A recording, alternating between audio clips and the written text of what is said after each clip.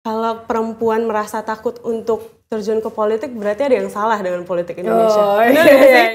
Aku merasakan bahwa kesejahteraan para prajurit, polisi dan TNI itu sangat-sangat kurang gitu. Cuma sekedar emosi saja yang ditampilkan, maka pemilih akan memilih berdasarkan like and dislike aja. Kalian mau gitu loh, hidup kalian tuh ditentukan oleh orang-orang yang curang.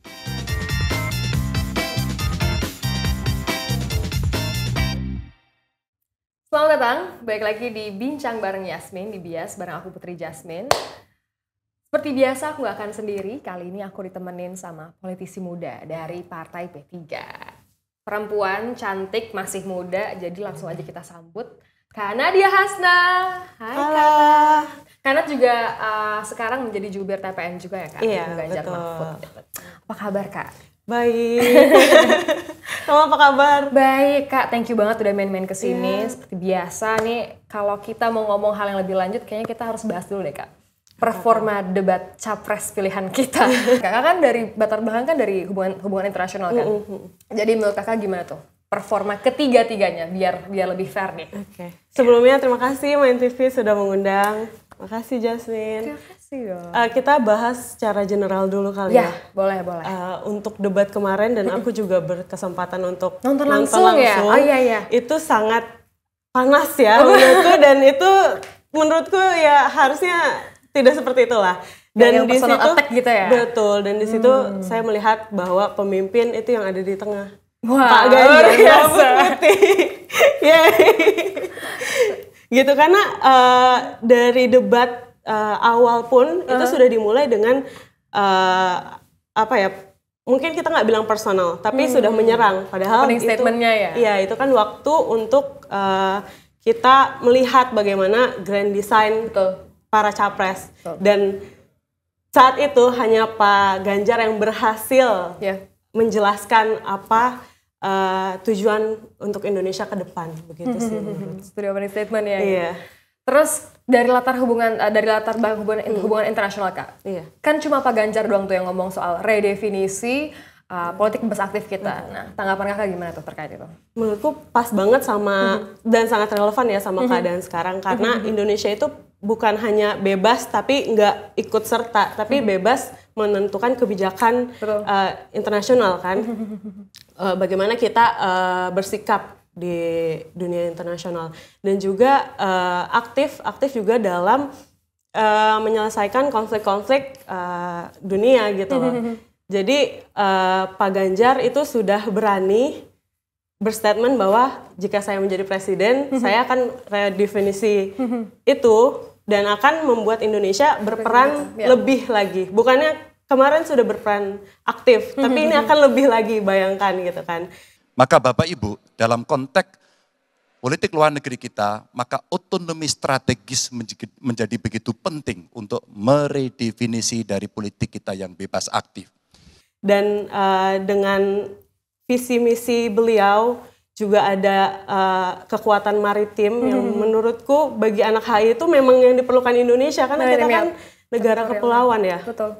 Dan itu bisa dijelaskan Pak Ganjar di momen debat dengan baik gitu.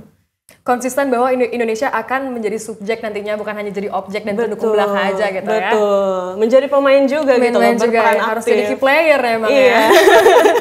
Betul.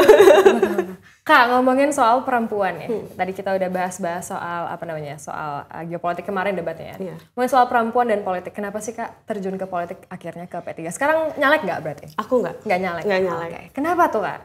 Karena menurutku aku ingin berproses dulu. Bukan berarti teman-teman yang langsung nyalek itu nggak baik. Itu perlu keberanian yang memang luar biasa. Betul. Mungkin aku belum sampai di keberanian itu. Aku mau, saya lihat bagaimana nih sebenarnya perpolitikan Indonesia. Kita lihatlah wavesnya kemana gitu kan. Apa yang harus saya lakukan nanti kalau misalkan jadi caleg gitu sih. Lebih ke kita mapping dulu lah ya. Tapi gitu. Kalau ngomongin perempuan dalam politik tuh bukannya... it's a very sensitive area, apalagi kalau kita sebagai perempuan tuh kadang lebih dipandang, udah laki-laki tuh yang harusnya nge-lead gitu, lead the way gitu. Apakah ngomongin perempuan dalam politik juga sama sensitifnya dengan area-area lain? Nah itu dia. Atau tantangannya apa sih sebenarnya? Kalau perempuan merasa takut untuk terjun ke politik, berarti ada yang salah dengan politik Indonesia. Oh, Benar nggak sih? iya kan? Iya. Maksudku, Demokrasinya berarti belum berjalan dengan lancar. apa yang ditakutkan Iya. gitu kan? Masalah apa gitu? Memang betul itu yang dihadapi teman-teman semua. Artinya harus ada yang memang masuk. Kalau misalkan kamu nggak masuk politik, kita nggak masuk politik, ya siapa yang akan menyuarakan perempuan gitu kan? Betul. Dan juga tentu kalau misalkan kita menyuarakan saja tanpa ada peran laki-laki juga yang membuka jalan kita gitu kan, itu tidak akan mudah gitu. Dan Pak Ganjar itu juga selalu bilang bahwa kesetaraan gender gitu kan, itu dia yang membuat diriku makin kayak oh ini dia harapan gitu.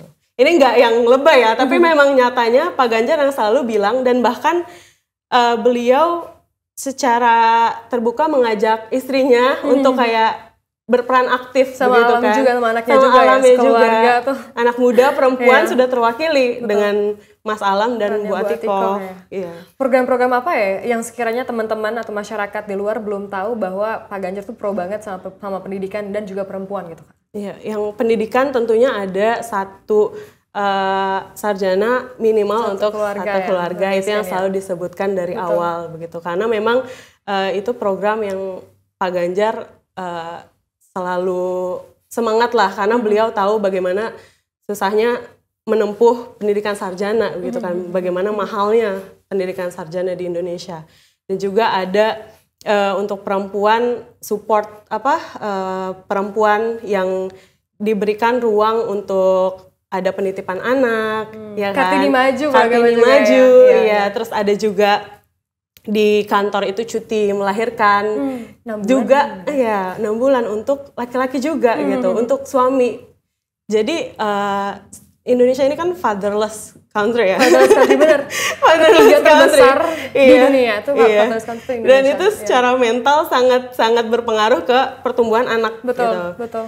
Dan itu menurut data sudah ada gitu kan. Jadi makanya Pak Ganjar membuat visi untuk cuti itu bukan hanya untuk ibu tapi juga untuk bapak gitu. Ya. Jadi anak itu ya tanggung jawab kedua belah pihak gitu sih. Wow, Itu kayak luar biasa ya. Udah lengkap semua sampai ke mikro. Iya. Terus kalau ngomongin kita flashback ke debat kemarin juga, Pak Ganjar tuh nggak hanya ngomongin soal military as in darat, laut, udara aja ya, tapi juga ngomongin soal pendidikan anak-anak prajurit, Betul. Bayangkara, itu yang nggak di-mention sama paslon lain sebenarnya. Iya. Dan beasiswa kuliah untuk anak prajurit dan Bayangkara yang membutuhkan perlu kita lakukan. Indonesia Garda Samudra. Aku juga anak Bayangkara loh. Wow. Jadi aku ini papaku almarhum itu dulu polisi tingkat rendah dari Bintara. Jadi aku sempat melalui tinggal di asrama polisi. Kalau kamu tahu yang rumahnya kotak-kotak, rumah dinas. Ya nggak seberapa lah ya rumahnya, memang kecil. Dan di situ aku merasakan bahwa kesejahteraan para prajurit, polisi dan TNI itu sangat-sangat kurang gitu. Zamanku dulu gitu. Mungkin sekarang perubahannya nggak signifikan juga gitu loh, karena masih banyak kan yang anak-anak polisi yang belum bisa ke sarjana begitu kan. Terutama polisi tingkat bawah ini yang kita maksud ya. Jadi dan Pak Ganjar juga kan sama. Iya. Dari seorang anak polisi juga. Anak polisi gitu kan. Anak polisi yang tingkatan rendah lagi, bukan jenderal, bukan bintang. Betul. Gitu. Jadi beliau paham lah bahwa kesejahteraan keluarga polisi, TNI itu perlu diperhatikan. Gitu. Karena memang lahir dari rakyat. Betul. Dan merasakan hal-hal tersebut juga, aku tersentuh banget hatiku ketika dengar bahwa beliau itu orang tuanya sempat menjual rumah agar kedua anaknya bisa bersekolah di UGM gitu ya. Makanya beliau bisa melahirkan 12 tahun tanpa biaya ya kan. Betul. So, untuk anak-anak prajurit, anak Bayangkara tuh luar biasa sih. Iya. Dan masih banyak juga polisi-polisi di sana yang memang jujur bergantung banyak sekali gitu, bukan banyak sekali yang hanya bergantung kepada gaji, nggak punya sampingan bisnis gitu kan, nggak punya sampingan pendapatan, dan itu kan ya kita tahu lah bisa dicek berapa gaji polisi tingkat bawah begitu. Tapi ngomongin polisi juga kemarin beliau sempat mention soal mereformasi polisi ya. Angkatan polisi menjadi kayak kita butuh sosok polisi Hugeng baru misalnya. Iya. Karena kejadian kemarin Sambo misalnya atau Firly Bahuri misalnya, jadi citra kepolisian ini mesti dibangun lagi sedemikian rupa, itu makanya di-mention kemarin ya Kak.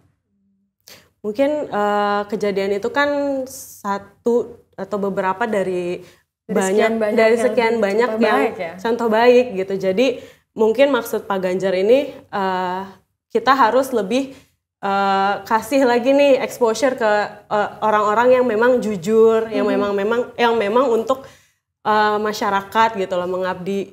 Jadi contohnya itu dikasih contoh baik supaya ada set standar gitu kan bagi masyarakat melihat oh polisi itu seharusnya harus kayak gini gitu.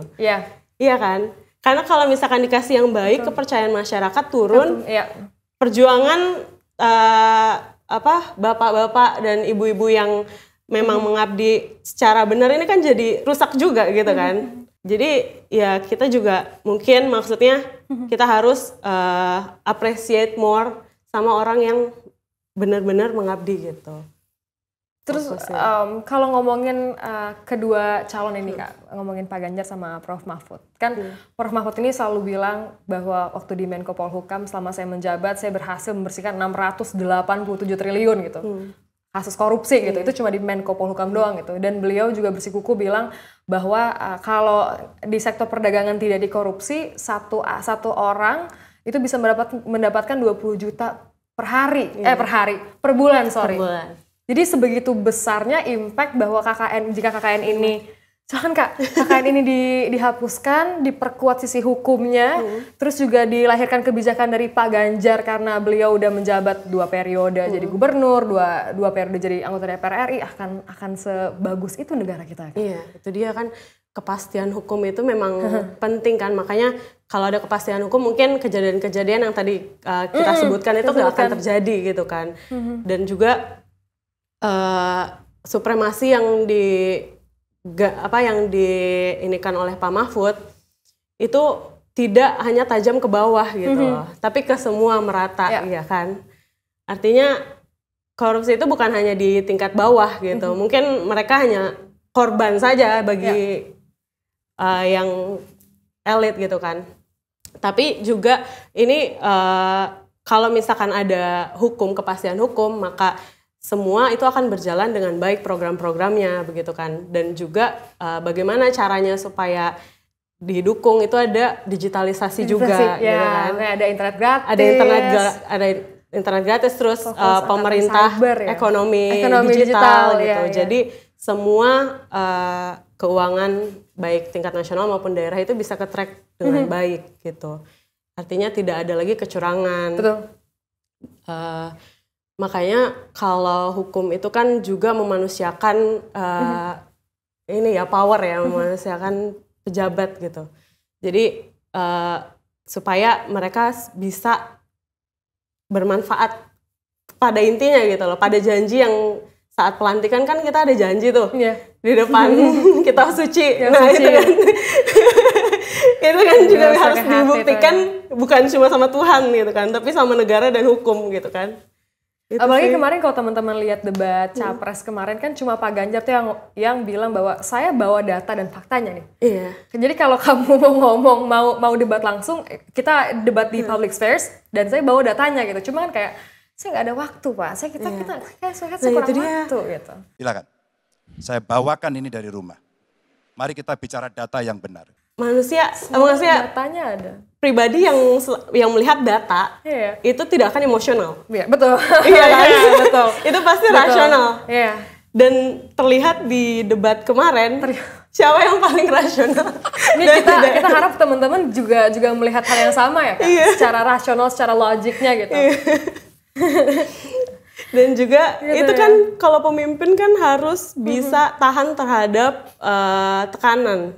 Betul. Mau itu personal, mau itu apapun, tekanan apapun itu dia harus stabil gitu. Karena dia juga menjaga stabilitas politik, stabilitas semua gitu kan.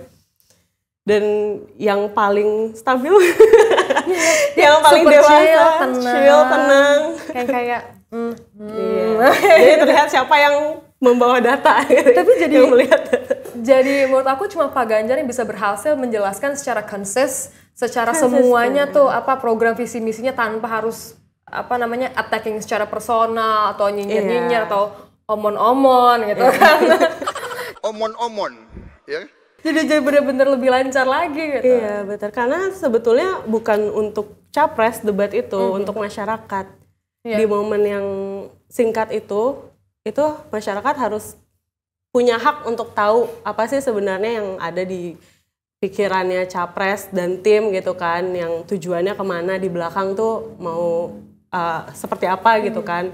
Itu kan momen masyarakat untuk tahu. Dan di situ juga bukan hanya masyarakat yang menonton, tapi ada ahli yang akan mentranslatekan itu gitu.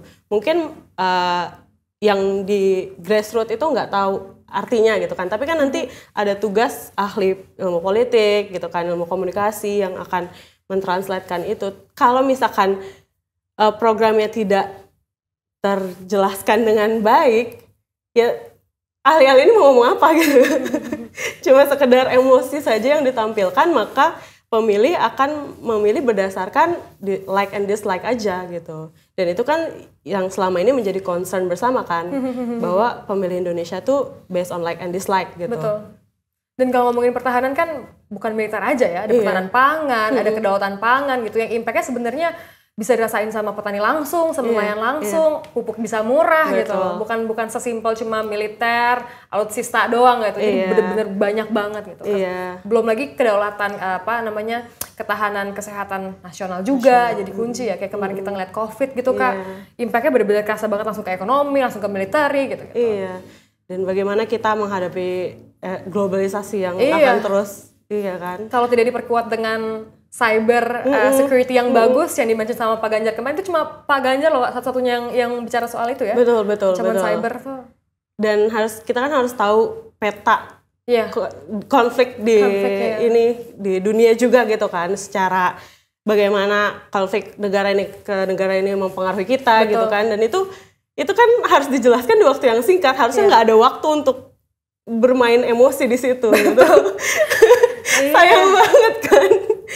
Dan 2 menit bisa satu-satunya yang mention revitalisasi ASEAN, bagaimana kekuatan Indonesia sebagai ininya personalnya. Bahkan untuk kebudayaan menurutku jawaban yang paling tepat itu ada pada Pak Ganjar gitu. Karena kalau kita hanya fokus kepada gedung atau alat yang ditaruh aja di satu negara tanpa ada pemerannya di situ yang merasakan langsung gitu loh manfaatnya dari program itu, kan nggak juga gitu kan. Kalau Pak Ganjar kan bilang bahwa kita mendorong senimannya kan, bukan produk seninya gitu, tapi senimannya yang akan kita dorong supaya dia mendunia dan akan menjadi duta Indonesia gitu. Dan semua tokoh-tokoh masyarakat harus dilibatkan dalam harus situ dilibatkan. Bawah gitu ya. Bukan hanya naruh barang di satu negara terus harus dilihat sama semua orang, karena pengalamanku di luar negeri kalau kita bikin satu pameran Indonesia yang datang orang Indonesia juga gitu. Cuma echo chamber aja gitu ya. Nggak akan menarik ketertarikannya tuh belum muncul karena mereka juga belum tahu apa sih yang harus dilihat gitu. Tapi kalau misalkan ada orangnya, ada penyanyinya, ada senimannya, itu mereka bisa explore lah ya Indonesia. Masyarakat lebih. Harapan Kakak ngelihat debat kemarin tuh harusnya seperti apa tuh kan? Yang benar-benar harus dirasakan sama grassroots tuh kayak ini yang harus dipahami ya. Kalau misalkan ngomongin pertahanan militer tuh kan agak elitis misalnya, ngomongin alutsista tuh kayak tinggi banget. Apa sih impactnya ke kehidupan saya sebagai rakyat biasa gitu? Kalau menurutku dari ringkasan Pak Ganjar ya, Pak Ganjar selalu bilang Indonesian first gitu. Selalu Indonesia lebih dulu gitu, dari yang lain, dari personal, dari kelompok, dari segala macam ya Indonesia dulu gitu. Jadi makanya kan bukan hanya tentang alat perang, dari kan, bukan hanya tentang kebudayaannya, tapi orang Indonesianya dulu gitu. Dilibatkan juga. Mungkin ngomong SDM, peningkatan, terus kayak memanfaatkan penelitian, menginikan BRIN gitu, juga Litbang gitu ya. Yalah, kita kalau punya data, peneliti kita jalan, kita bakal jadi negara superpower banget gitu. Cuma sayangnya nggak tahu, harus Pak Ganjar yang itu semangat progresif itu harus ada dari anak muda. Dan anak-anak muda harus tahu bahwa Pak Ganjar itu punya itu gitu. Iya kan? Itu yang harus terdeliver ke publik sebenarnya. Tapi sebenarnya kondisi anak-anak muda kita saat ini dengan kondisi demokrasi saat ini menurut kakak gimana? Menurut kamu gimana? Dengan bansos nih, dengan aduh yang kayak bansos duit siapa? Duit dari pemerintah, bukan, itu duit pajak kita yang kita bayar gitu. Nggak ada yang gratis di Indonesia ini. Menurutku we deserve better than We this. deserve better than this, right? Yes. Yeah. Way better than this. Benar Kak. Iya kan? Yang nilai sendiri ya. Oke, kalau ngomongin anak-anak muda nih Kak, untuk pemilu pertama nih, menurut Kakak mereka harus pilih sosok yang seperti apa sih? Begini, pilih pemimpin itu bukan pilih idola pop culture gitu, dalam pop culture gitu ya. Iya. Pilih pemimpin itu bagaimana efeknya sampai kalian tua nanti gitu. Jadi apapun yang dikatakan, kalian harus mikir ini efeknya ke saya 5 tahun ke depan, 10 tahun ke depan seperti apa gitu. Dan itu yang harus benar-benar dipikirin baik-baik, gak bisa berdasarkan video, berdasarkan emosi gitu kan. Berdasarkan omong-omong gitu. Iya. Jadi coba kita sering-sering lah ikut diskusi-diskusi publik. Ya. Harus nonton debatnya. Jangan lihat potongan dari TikTok doang. Iya. Coba nggak apa-apa kok ikut semua diskusi publik dari semua paslon, itu sah-sah aja gitu. Ya. Yang penting kalian harus tahu apa yang bisa kita bayangkan gitu kehidupan kita di 5 tahun 10 tahun ke depan. Gitu. Karena teman-teman kan ngomongnya Indonesia Emas 2045, padahal 2045 tuh akhir dari itu hasilnya gitu kan, yang harus sebenarnya jadi crucial things buat dipikirin adalah di 2030 ini kan Kak. Iya. Dimana kita sekarang masih sekarang di ini income trap, iya. Kayak ngomongin GDP 7%, iya 2030 kan harusnya. Iya. Betul. Iya, jadi politik itu bukan berarti harus yang memang politik itu harus dibawa santai gitu, tapi jangan kelewatan. jangan hanya isinya cuma gimmick gitu loh. Ini kan masalah kehidupan kita, kehidupan kalian, kehidupan anak-anak muda, anak-anak kita gitu kan nanti. Jadi ya coba kalau ada capres yang ngomong sesuatu, bayangkan kita deserve gak sih hidup di situ gitu. Imajinasikan ya kalau tiba-tiba dia ngelit gitu ya. Betul. Kayak cari pacar ya Kak ya. Kalau misalkan dia jadi pasangan itu nih gimana nih? Apakah pernah praktik selingkuh atau korupsi misalnya? Apakah pernah ada kecacatan HAM misalnya gitu kan? Nanti daripada kita diiniin takut. ini nggak obrolan pinggir jurang kan? Enggak ya, bercanda. Ntar tinggal dikat aja editornya. Kak, terakhir Kak, aku masih pengen banget ngobrol sama kamu, cuma kayaknya waktunya udah sempit nih. Closing statement Kak. Ini untuk teman-teman pemilih pemula, anak muda, jangan sampai menggampangkan 5 menitnya buat mager datang ke TPS buat 5 tahunnya gitu. Iya, jangan sampai golput gitu Kak. Silakan Kak Nadia. Itu dia pesannya, jangan sampai golput. Takut banget loh. Takut banget karena ingat, kalau kita nggak datang, kita ngasih kesempatan untuk orang-orang buat curang, untuk pakai suara kita. Kalian mau gitu loh. Hidup kalian tuh ditentukan oleh orang-orang yang curang gitu kan. Jadi pemilu ini bukan tentang capresnya, bukan tentang cawapresnya, tapi tentang kita. Apalagi anak-anak muda. Kalau yang tua-tua, ya soal itu saya bisa dihitung gitu kan. Tapi kan kalau kita masih banyak kesempatan yang bisa kita gali gitu. Masih banyak hidup kita tuh bisa, entah nanti ada penemuan apa kan kita nggak tahu ya. Betul. Dan nggak mungkin Indonesia tertinggal terus gitu. Iya kan? Jangan dianggap sebelah mata lagi. Jangan dianggap sebelah mata lagi, jangan mau ketinggalan lagi. Terus tunjukkan taring kita. Sama Ganjar Mahfud. Real 3 gitu. Jadi apa Kak, kalau di Twitter tuh lagi viral banget tata cara buat membuka surat TPS gitu. Nomor 1 dibuka, nomor 2 dilihat, nomor 3 dicoblos gitu ya, bisa ditutup gitu. Gitu kan caranya ya. Iya. Jualan banget ya. Enggak jual. Nomor berapa? Nomor 3, sesuai sama pilihan teman-teman. Oke, that's it for today. Terima kasih karena dia udah mau ngobrol-ngobrol sama aku. Sama-sama. Semoga nggak bosan-bosan kalau nanti kita ngobrolin lagi. Jangan kapok ya. Jangan kapok. Tidak, harus semangat terus untuk memperjuangkan peran wanita dalam politik gitu kan. That's it for today. Ketemu lagi sama aku Putri Jasmine di episode bias selanjutnya. Bye!